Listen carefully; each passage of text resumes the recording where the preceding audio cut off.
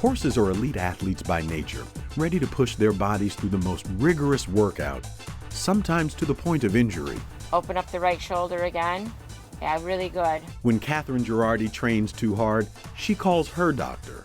When her Morgan horse Rhythm trains too hard, Catherine calls his doctor, a specialist who keeps Rhythm performing in the ring and out. The main problem with the show horses is they are worked. They are worked every day, going in circles, jumping around.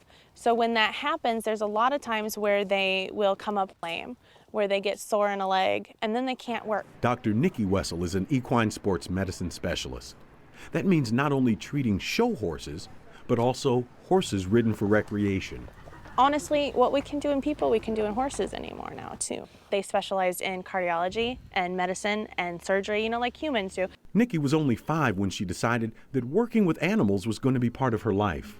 I started working at the clinic back home when I was 14, and it's mixed animal practice, so it's cows and horses and dogs and cats, and I really knew that my place was not in the office doing dogs and cats. I've always loved the horses, though.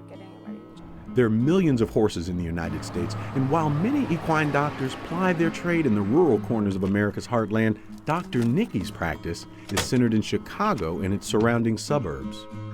I've got horses that are like these guys here at the farm, where we've got 10, 15 acres and they're out in pasture. That's the rare occurrence in my practice. Most of my horses live in a stall most of the day and go out in a paddock for a couple hours a day for exercise. And honestly, as long as you have the good trainer and the good care, it has no detriment to the horses. It's really not. It's just a change in the way they live, but it's not a detriment to them. Your back legs are your touchy spot. Stand up. Good boy. I pay 2 people, my vet and my farrier. And without him, I can't function. I mean, Nikki's job is crucial for me for keeping the horses sound, not letting them get lame, which is a key to what we do. Mobility problems can be a common ailment for large 4-legged animals. That's a significant part of the practice. To diagnose it, I do a lot of work under saddle, so I really like to watch them move. The flexion test, where I, torque a specific joint. I have digital x-rays to dig deeper. We do digital ultrasound, and again, it's just to dig deeper. Making house calls to large and expensive animals often demands the use of the latest in equine medical equipment, which means Dr. Nikki's mobile office, her truck, comes with the tools she needs for her exams. So in here, we've got my portable ultrasound, my ophthalmoscope to look in eyes. We have all the drugs and medications I need to treat our horses. My digital x-ray machine is in the cab.